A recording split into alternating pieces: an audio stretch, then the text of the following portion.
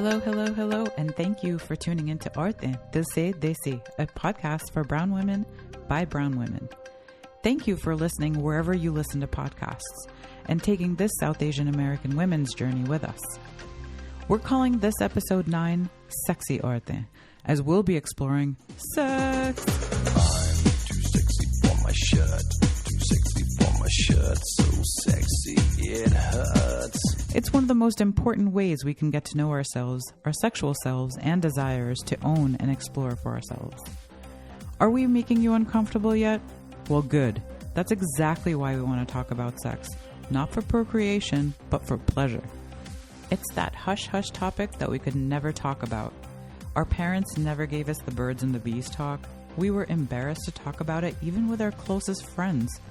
And all along, everywhere else, we were getting shame signals and beliefs telling us it's wrong, scary, or dangerous, especially for women. Yet, sex is all around us. It's in education, in religion, movies, shows, laws, economy, relationships, books. Like there's literally a 2,000-year-old book called the Kama Sutra that is about the sexual goal of pleasure and not procreation. Why do we accept this toxic, pervasive culture of discomfort when it comes to sex or anything related to sexual pleasure for brown women? What's up with that in our families and in our communities? Why can't we talk like, it's just a normal part of being human, of being women? Well, Sexy Auraten are here to talk about sex and normalize talking about it openly and candidly. Let's jump into the conversation with your hosts, Geet, Amna, and Sammy in episode 9 of Auraten. Hello, Auraten. Hello, Auraten. Hello, Sexy Auraten. Okay, Did I give today's it first away? question. No, you didn't. That was wonderful. Today's first question is, how do we learn about sex as young people? Amna? I learned about sex because I was 8 years old when my sister got married. And I saw them. They were... We lived in an old house. And I was... My mom said... So my sister and my brother-in-law came like they were newlyweds. बहन की ले ली बहन सुन लेगी आपकी कहेगी हदी हो गई बहन की कई दफा ले ली हुई है. I saw my parents too. I grew up in a household where older people were getting married. So my mom said, go get them for tea. It was afternoon. So I ran. I was 8 years old. So I ran to that place because it was quite far. And it was an old house. So you know how kids do it, that as I'm running, I pushed on the door, but I meant to knock on the door, but the door opened. And there was my brother-in-law on top of my sister. And you were like, woohoo! No, I got so embarrassed. I closed the door and I ran back. And first I said, Mom is calling you for tea. And then I ran back. And then my sister came to me and said, did you see anything? It's like, no, I did not see anything. Please stop this. So, yeah, that's how I learned about Amna learned about sex by actually seeing being in the middle of it. Yeah. Chalo. Uninvited guest to someone else's sex. Charlie. Okay. So how did that make you feel, Amna? Oh, I was appalled because this was my older sister. First, when she got married, I found out the day of her wedding that she's leaving. And I cried throughout, and all my pictures were like I'm crying. And then I saw this man on top of her. So I was like, what the fuck? I mean, I didn't even know what this language Yeah, was. I mean, what the fuck was actually accurate? I know, right? I did not think that, but I just was so mortified. Okay, what is this man doing? So, my mom actually then taught me. She was like, but she had taught us before too. Okay, now that Baji's married, you always have to knock. So I was knocking, but the door opened. But then I saw my parents like fast forward few years, and then I saw my parents. Oh, jeez. You're just walking in everywhere. Well, I mean, it's not my fault, and so that's how I learned about sex from my. बचपन से ही आवारा थी. No, I was very prudish, and I hated doing this, like seeing these people, because I was mortified. Ye kya ho raha hai? Anyway, how about chale. you? Me? Yeah. Wow. Can you top this? Can I? No. I don't think anything tops this after this. There's no topping Amna. No. What was my understanding of sex? I don't think I had any. And I think if you can even highlight, like, it can be one incident that sort of sparked your curiosity of like, ye kya ho raha hai? Or like, were there multiple things that, you know, probably helped you sort of gain your understanding of what sex was? No, I mean, I remember as a child, I remember in 3rd grade or 4th grade, sex education, which was nothing about sex. You know, it was more about physical differences, like gender education, which is what they should have called it. But yeah, kind of like a variation of biology. They should have called it gender studies, but it wasn't. And I remember I never witnessed anybody. And I don't remember thinking about it much either. Like, I do remember the very first conversation when I was a young girl, probably hitting 11, 12, where my friends were starting to get curious about it. And they were talking about having these erotic dreams and stuff. And I used to get highly disgusted by it. I was very different from my peers, where, like, if they would start talking about it, I would get really grossed out. And, very prudish, and that's what they knew me as for a really long time. Like, all my friends, not knew me as, but what I mean is that they used to make fun of me that way. They used to be, you're such a prude. So I remember it not even being like something I thought about. I was a very active kid, very tomboyish as a kid, loved, you know, skateboarding and things like that. So sex was like the last thing. I used to wrestle with boys. Yeah. It was like WWF reenactment. So it was never too. like... Me too. It was never sex was never a topic in my mind. When was the first time that I think through experience, like when I started liking my very first crush, and then we started exploring together. So yeah, I think it was more through exploration of self and of just having a crush on a boy. You know, like that's how I started to learn about it. But even then, I was still very prudish when it came to sex, until at least I got married. Which is pathetic. Same here.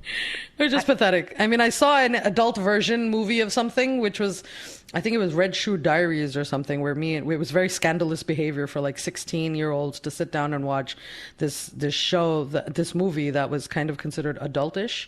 But in that, there was no male nudity. It was a lot of female nudity, which was nothing new for me, right? Like, I was like, duh, like, I'm a girl. What's the big deal about this stuff?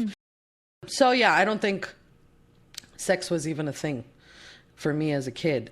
And it was not something that we talked about at home. My mother would get very shy and prudish around me about it too. She would talk about liking boys. She would talk about crushing, like having a crush. She would talk about wanting to date boys, but she never talked to me about, well, not as a kid at least. I mean, she started talking to me in my teens about it. What about you, Sam? I'm like...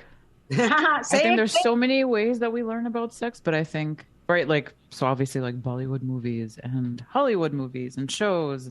So there's sex is around you in all these places, right?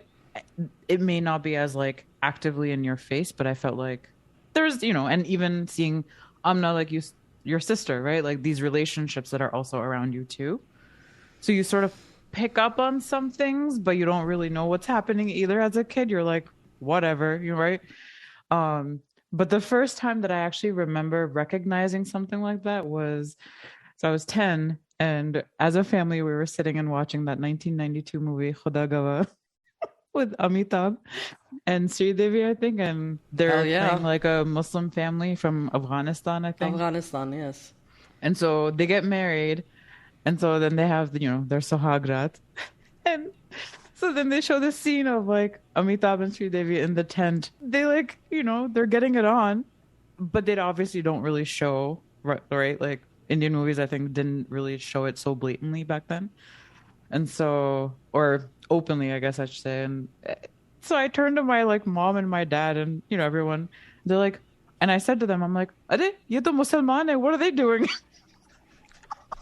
So, wow. So you knew that what was going on in the tent? Yeah. So I had some concept of it. And I also understood as a Muslim, like that was a shame, or that like it should not have been done. And so I think even I will agree that growing up, I was very prudish because I think we are getting all these shame signals around us about it too, which make us sort of go, ew, like I don't know. It's presented in sort of a dirty way. Yeah, I'm gonna agree with you on that, because I remember even when I was a kid and it showed up. We used to watch Bollywood movies together. It was a thing as a family.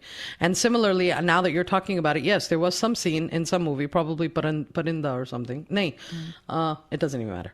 So whatever movie it was, that there was a scene where it was like Jackie Shroff and somebody, or Anil Kapoor and Madhuri Dixit, and there's like, blah, blah. I don't know. Something was happening where something was fading in and out. And I was confused. I was really confused. So I was probably 8 or 9. And I turned to my mom and I'm like, what is this? And my mom is like, chup karo, shh, shh, kuch bhi nahi ho raha. It's not for you. And I'm like, okay. So you like freak out. And you're like, oh, this is very shameful. I should not be asking these questions. So yes. I was 15 and I remember visiting my brother. There was this movie, Aapki Kasam. So there, just the gun song, Jai Jai Shiv Shankar.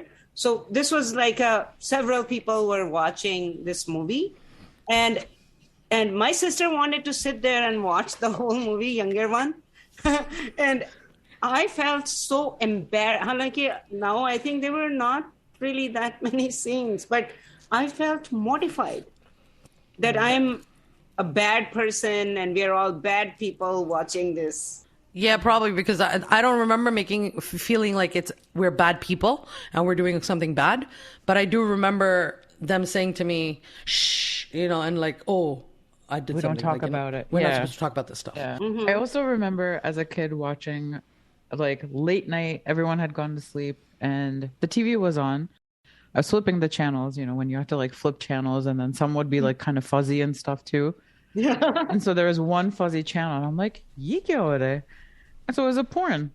And so somehow I have no idea how, but porn was being picked up through our antenna. And I sat there, first porn I watched was like this woman giving a blowjob to a man on an airplane. And I was like, ye plane pe bhi hote hain?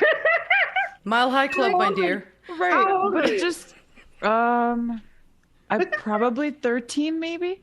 12, 13. So like, you know, 8th grade, I guess. But I think that was the first time. There was some point in time where like cable boxes had porn channels on them, or channels that turned to porn after a certain time, and that was not parentally locked. Like if parents didn't know that like desi parents, most of them don't realize this, and I don't think they would like put parental locks on it where those channels would like lock out you. Because I remember too skipping through at one point, and it was a movie channel or something that turned to porn after 12 o'clock. And the funny thing was that it was really fuzzy. So I had to like really kind of watch it carefully to see what was actually happening. And then finally I was like, oh, wait. Oh, wait.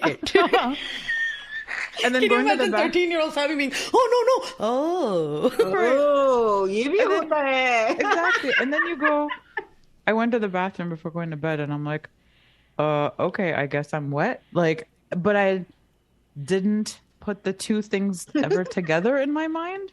You know what I mean? Like that there's this sexual situation going on and there's something that happened inside my body about it. Yeah, physiological like response to that. Right. Yes. Like my brain was like processing and went, okay, like this is happening. Not to me, but like I'm just still watching. And that was some sort of like sexual simulation. And it's just, that was the first sort of time where I was like, huh, okay, there's something there.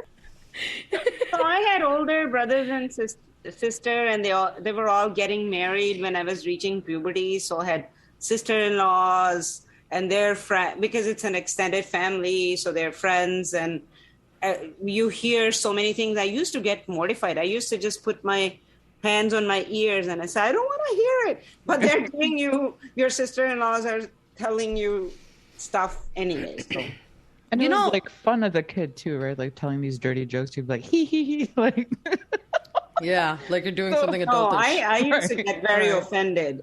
I used to read dirty jokes and found that in my own privacy to be okay. But to hear it from another person, I used to just get very offended. Yeah. And how much of that is our society telling us to be offended by it, Be right? offended about it. Be offended by it. Took me a very long time to get to a point where I'm not offended by sex. Yeah. I mean, I'm saying that like it's right now. It wasn't right now. It was a while ago. But I mean, it took me a long time to get comfortable with people cracking jokes about sex. Yeah. Talking about their sexuality openly. I feel like it was well into my 30s that I was not. Same here. Why do you think that is though? Like, why are we afraid to talk about sex? Talking about it even with our friends, because we're like so afraid that they're going to judge us or treat us differently by knowing that we've had some sort of sexual explorations or have had sex. It's because I grew up in Pakistan, so I will say that it's the dichotomy of the society that, it's a hypocritical society. So even though Pakistan and India are where porn is watched most in the world, yet we don't want to talk about it. So we teach our kids to not talk about it. So and especially girls, you're just not supposed to talk about it. The virgin purity, right? Innocent. And as we were getting older, young women were getting married, 17, 18, 19 years old. And they wouldn't even talk to you about it. Right. And I think it's because our entire life is based on approval of others, right? Yeah. And as someone that and purity culture sort of tied purity culture, tightly. yes, but purity culture also comes from wanting to, you're feeding into whatever it is. Like you want their approval, you want your parental approval, you want society approval, you want your cousins and whatever environment that you're growing up in. Girlfriend's approval in class. When the kids start to talk about it, then you have to pretend like you don't know anything. So then you fall into the culture of like, well, what does our community say? You fall prey to what our community believes to be the norm. So women are supposed to be Nick, Parveen, hi, mujhe to kuch nahi pata kya. To ye sab hona chahiye. And if it's not there, then you're not your mukammal zaheen aurat, right? Right. And when you start to get married, when young women who got married, then you wanted to know like what's going on, and they're like nothing. It's a pain, it's torture. Like they want to pretend like I remember. And see, you pick up those nuances as a kid, right? कि वो because वो sexual auntie हैं या वो जो भी, you hear things. There's so much subliminal messaging in our community too, right? Like, oh, you're talking about that auntie who's wearing a midriff sari, showing her midriff, or her cleavage, God forbid. Or her cleavage, God forbid. And वो 6 आंटियां जो हमारी करीबी हैं, जो भी वो होंगी, closest ones to us are standing there and saying, oh no, उसको देखा. In ours is like, did you see what she's wearing? Oh my God. Did you see how she's carrying on? Oh my God. So we also pick up those nuances and we're like, well, we don't want to be, oh my God. Exactly. लोग क्या कहेंगे फिर? लोग क्या कहेंगे? लोग क्या कहेंगे? Like never fucking leaves us. I know. I remember much later, like we had gone to Caribbean, and we had really beautiful pictures with my daughter's dad and grandma before we were divorced, before my daughter was in the picture. And I brought those beautiful pictures. And I brought those pictures to Pakistan. And my khala said, why are you sharing this with us? Because I was wearing bikini. The fact that like our bodies are sexualized in a way I where know. we can't even like wear anything. I'm like in my 30s at that time. And I'm like, but all they could see was me naked. I wasn't even completely naked. I mean, right. But then purity culture stops them right there, right? Yeah. And that, I think purity culture also stops all of us from actually exploring ourselves. And I think that's what makes us so afraid to talk about sex, is that because everywhere we look and like all the people around us are also saying and doing the same things. They're like, oh, hey, mad baat karo, ha hey, her cleavage is showing, ha hey, they're doing like, it's always that manhus ha hey. That also then in turn makes us be prudish, like, right? The fact that we don't sexually explore ourselves, we like actually actively avoid it, and for so many years of my life, I like never really explored that for myself, and I was like, what the heck am I doing? Like, why not? When do you guys remember having or experiencing or knowing about even orgasm? Your first orgasm? Sammy. In my 20s. And it was like, I don't know, late 20s, I think. But before that, I didn't even know what it was supposed to feel like, right? Like, everyone, I think, has this mental image of what it is based on what we see in movies, based on what we see in porn, based on, based on what we hear, based on books. But unless it happens to you, like, we don't, and that's the other thing we don't talk about. We don't talk about orgasms. That's like so far from, हम लोग sex के बारे में नहीं बात करते, तो मतलब orgasm तो बहुत ही दूर की बात है ना. जो बहुत दुख की बात है ना, मतलब एक माँ अपनी बेटी को नहीं समझा सकती कि this is the purpose of, like, it's completely against our culture to say, listen, sexual satisfaction is a part and parcel of your marriage. Your relationship should include self-pleasure. एक ये अजीब image है हमारे culture में कि like a woman is just supposed to lay there like a dead body and a man is just supposed to get on top, do what he wants, and then leave. Yeah. And it's been portrayed many times in movies too, in Bollywood, where this is happening. Not just Bollywood. There are movies here also in other cultures, right? Yep. Where the woman is not really interactive in the sex, and it's just like something that's happening to her rather than her. We're doing it together. And it's really sad to me to realize that girls grow up having no idea what that is, so they don't know what the end, like they're not okay to explore. Right? So exploration is also kind of looked down upon. Like, a woman can't say to her, let's say partner, I want you to do this to me. How difficult is it for a woman to say, this is how I want to be pleased? Can we explore this? Because that's also goes into the same connotations of like, oh my God, kitni awara aurat hai. Right. Badtameez, besharam, ye wo. Kahan muh maar ke aayi hai. Like, I'm sure these are the things that are... Exactly. She can't be a virgin. So she stuffed red powder up there, I think. Like Kool-Aid or ketchup, whatever. And what's so sad about this is that I finished my med school and then I got married. I was a virgin, but the only experience was a minor kiss with someone. That's it. And I was 17 or 18, and I thought I was going to die. I was going to go to hell. And after that, I never even held hands with someone, and I got married. And I remember my wedding night. It was like, and he was not there. He was in US. So when he came back, we got married. And my sister had hung, it was in a hotel room, and my sister had hung like a sexy lingerie. But I knew that they were going to do that. So I had brought like a cotton full sleeve. I had got it sewn, a cotton full sleeve, full length night dress, and I wore that. And I wore socks. And your husband must have been like, come here, sexy mama. But my husband should have known, the whole concept was virgin. Yeah, so when it was proposals coming, I only had one demand. I was like, he should be a virgin. I said, wait, you demanded this? I did. And I said, all my life, there has been this focus on virgin and Islam. And I truly was very religious, and I believe that it's a sin. So I was like, I just have one demand. You should be a virgin. And they were like, how is that possible? They're like, no, you can't ask that. The guy can. Only because they can never ask that, right? Right. So I had this idealistic vision of sex, but I was not prepared for it. Nothing. We didn't have sex that night, but when we had sex, he didn't have any lube. Oh, God.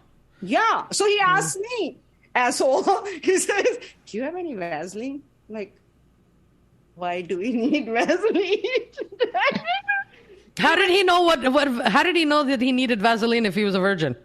Because he was not. He told me. Or the fact that he was, I mean, men masturbate. Like, any man out there that's like, oh, man, you got that. And that's like no Liar. consideration to Yeah, me, exactly. right? Liar. Right. You have no consideration to me that you didn't bring lube, and it was horrible. First experience, if sex was nothing.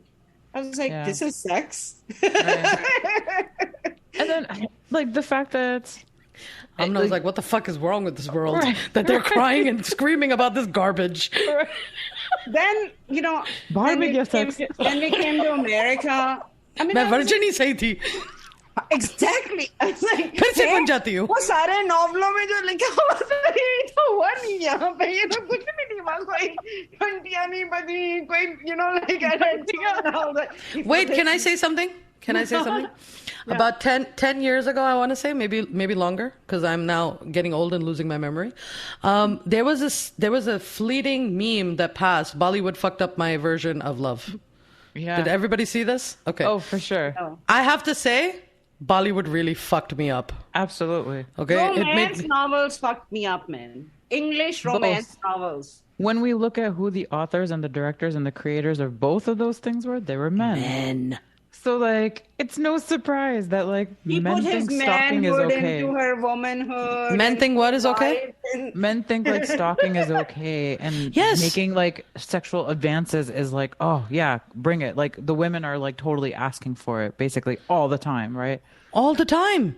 And it's इसने अपना यूं किया तो बस she's asking for it. Like she just raised her arm. Right. औरत अंगड़ाई ले रही है सुबह उठने के बाद में ओ सेक्स हो गया.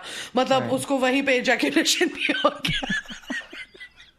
I don't understand. Like I'm waking up in the morning, I'm doing this, and you're saying, "Oh, such a sexy lady." Right. Like no foreplay. You're Trying to say like these men don't think anything except sex. Like if I'm stretching, it's sex. If I'm bending, it's sex. If I'm sitting, it's sex. If I Jeez, and right? we were Like, already. nape of the neck sex, कान के पीछे से हद ही हो गई यार. And first time I had an orgasm, we had already been doing it for like 5-6 weeks. I was already in US, and I had an orgasm, and I thought there was something wrong with me. because it does feel foreign. You're like, I'm like- suddenly like breathless and I don't know what's going on. I have to confess, I'm going to make a very big confession right now. So I was actually lucky enough to realize I can't believe I'm actually admitting this. I knew what an orgasm was at around 13, 14. So I'm just saying. Lucky.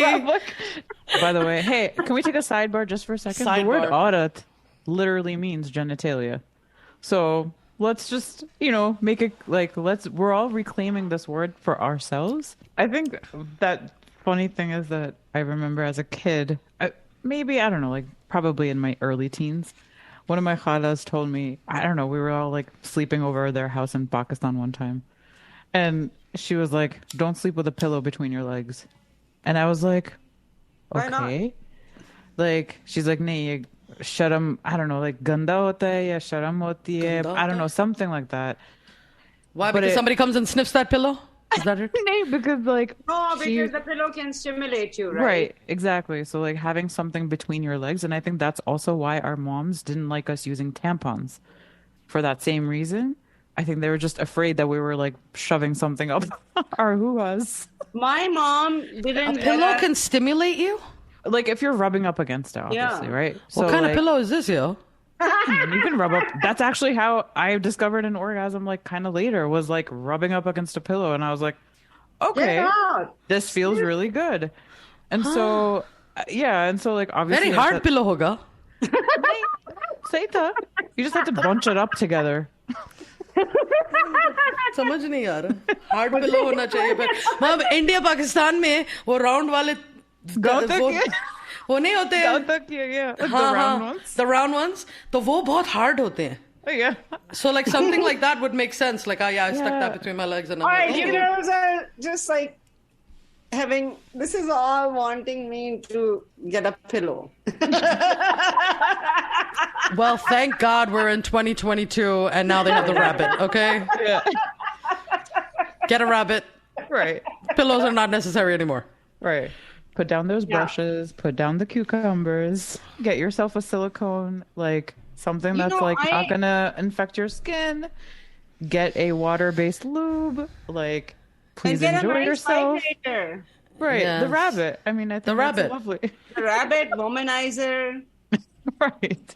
The rabbit is actually dual pleasure, right? So it's Yeah. actually it helps you on both sides. So whether you're a G spot or a clitoral, either Yeah. way you get to Rabbit is nice, some women womanizer are is one and nice some women too. are the other. And I think what's Some women are both. yeah. And there is also Right. there are also vibrators for dual pleasure for men and women. And that's good to, even do that. Like try new things that Why you haven't not? tried before. Exactly. I think we are so beholden to our culture, our purity culture, and this like constant message of shame and stuff, right? Those like moral messages. I read this book and she kind of parsed it out into these three groups. You hear moral messages like from your culture, your religion, and all those things. You hear these media messages coming from movies and all those things. Then you have these medical messages coming from like your doctors. And so Yeah. even just our medical textbooks and things like that are, that's kind of And the messages men that we're who get getting. erection at everything are not. That's Right. nothing shameful about penis, right? I mean, women don't walk around with these things standing out of their pants like, hello. Right. Exactly. And also I get it. There's sometimes you don't have control over it. Like I understand that too. But we just don't have any of those outwardly like visible things happening to our bodies. They're very sort of subtle, and so I think that's also why this message is like, oh, okay, men, they can kind of explore themselves and it's all hush hush still, right? No one's going to talk about it. But men feel like, okay, yeah, I can do this. And I But also women, wanna talk about- I think women just sort of internalize that a lot more and eventually become like very prudish about it and like just hands off about like, no. Sharam ki baat hai or haram hai or ye hai. And So- also, like my mother or women and older women around me, except for one of my bhabis, just said sex is a thing, it's a chore, you have to do it to please your husband so he doesn't go to other women. So fast forward, I got married, I came here. I was a doctor, but I knew nothing about sex. So then my first husband taught me. It's like, yeah, you gotta do some things here. Are you going to move? Are you gonna move? I'm like, yeah, what's that? But luckily, my sister-in-law had told me about that. So I was like, and I'm a doctor, so I have a knowledge of physiology and anatomy. So I learned certain moves. So you kind of have to like put all those things together. Yeah, but you just said there are no books. I read the books about sex much later in life. And it's just like we're not taught about this. We're not taught about like, hey, if you do these things, you're also gonna feel happy. Right. So then what do you wish you could have said to your 20-year-old self about sex? I think my 20-year-old is gonna have a love-hate relationship with me. Because I keep going back to my 20-year-old and telling her things. She was a very self-righteous, prudish, judgmental person. She's just gonna kill me, I think. I keep going back to her and say, girlfriend, just chill. Please don't. Enjoy the moment. Enjoy the moment. Enjoy Have a that lot of kiss. sex. Right. So, my 20-year self, well, for one, to my 20-year-old self, I would say, don't get married, you dumbass. I Okay. know. Same. That would be an instant replay in my life. Would be like, no, don't do that. Do more, right? Explore more. Yes. You don't actually know enough. Stop worrying about what everybody else is doing, because that's what we were concerned about. We were completely like, our minds were always taken up of, oh, wo kya kar rahe ho, wo kya kar rahe ho, wo kya kar rahe hai? So we were always talking about like, oh, tumne wo dekha, because that's what you grow up in, so that's what you end up doing, and not realizing that that's not the way to live life. So if I could go back to my 20-year-old self, I would say, stop that, look at what you're doing, live your life, explore yourself, right? Really get to know who you are. Don't get married, for sure. And don't say a virgin. And there's no such thing. Okay, let's just be very clear. There's no such thing as virginity and hymen breaking and all this stuff. This is bullshit that society has made up to further control women. Yes. And so let's just really kind of acknowledge the gravity of that too, and how it's held against women who, are like forced into sex and against their will, or that they're judged because, oh my God forbid, they don't bleed on the first night that they have sex, right? So like these things have actually like affected women's lives too. I think they've destroyed women's lives. I mean, I remember hearing stories of women that were sent back to their homes because they weren't virgins. So on the second night, they were like, and they could have not been virgins because they went, I don't know, bicycling. Exactly. Or they were active kids when they were growing up, and they for whatever reason, or for no reason, and it just. Or you don't bleed. Like I didn't bleed the first day. I bled a little bit after that, and I was so stupid. I thought I was having my period, but I wasn't. I was just bleeding. And so but I think those are exactly those things that like do harm us too. We're so scared of okay, oh my God, hymen are going to like there's so many things that we're so worried about and stressed about, and we don't worry actually about ourselves and our own sexual pleasures. And we're told not to do that either. And so we just sort of like double down on it, and it doesn't give women a chance to explore themselves. And I think that's such a sad thing. And I like, if I could tell my 20-year-old self about sex, I would say do more of it, Geet, just exactly like you. Do more of it. Don't feel shameful about sexual situations that you may have had with people that maybe didn't go well. It's okay. It's not the end of the world. I think I was beating myself up about those things, like things that have happened in my past for so long, that I think I wasn't able to enjoy my own sex, like that I was having. And, and I think I didn't even realize how much that was affecting my mental state while having sex. But I think that would be the other thing that I would say to my 20-year-old self is like, don't judge. Not getting hung up about my own body too, of feeling like I needed to please a man in order to enjoy sex versus just pleasing myself and actually wanting that pleasure for myself. I think that's probably the biggest message that I wish I could have given my 20-year-old self, because for too long the culture has like wrapped you in this like thing of you have to please the man, and so everything you do is for that other person. It is a mutual pleasure, and that's the best type of pleasure. Sammy? And mutual or self, right? Those are both great in their own ways. Amazing. Sammy, are you going to read an excerpt of the book? Did you want me to? The one that I had shared. Yeah, I thought it was a nice one. What's the name of the book?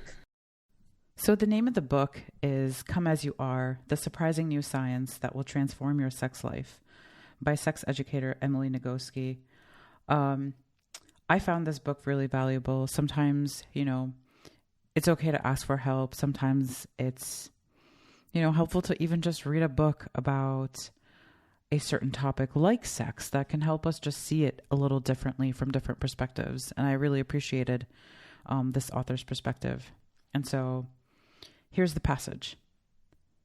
Medieval anatomists called women's external genitals the pudendum, a word derived from the Latin pudere, meaning to make ashamed. Our genitalia were thus named from the shamefacedness that is in women to have them seen. Wait, what? The reasoning went like this. Women's genitals are tucked away between their legs, as if they wanted to be hidden, whereas male genitals face forward for all to see. And why would men's and women's genitals be different in this way? If you're a medieval anatomist, steeped in a sexual ethic of purity, it's because shame. Now, if we assume shame isn't really why women's genitals are under the body, and I hope it's eye-rollingly obvious that it's not, why biologically are male genitals in front and female genitals underneath? The answer is they're actually not. The female equivalent to the penis, the clitoris, is positioned right up front in the equivalent location to the penis. It's less obvious than the penis because it's smaller. And it's smaller not because it's shy or ashamed, but because females don't have to transport our DNA from inside our own bodies to inside someone else's body. And the female equivalent of the scrotum, the outer labia, is also located in very much the same place as the scrotum. But because the female gonads, the ovaries, are internal rather than external like the testicles, the labia don't extend much past the body, so they're less obvious. Again, the ovaries are not internal because of shame, but because we're the ones who get pregnant. In short, female genitals appear hidden only if you look at them through the lens of cultural assumptions rather than through the eyes of biology. And that wraps up episode 9 on sex. Please continue to be sexy, Auraten. Listen to the Auraten podcast on auraten.com. That's AURATEN. Subscribe, share, and please reach out and let us know what other topics you'd like to hear from us. Until next time.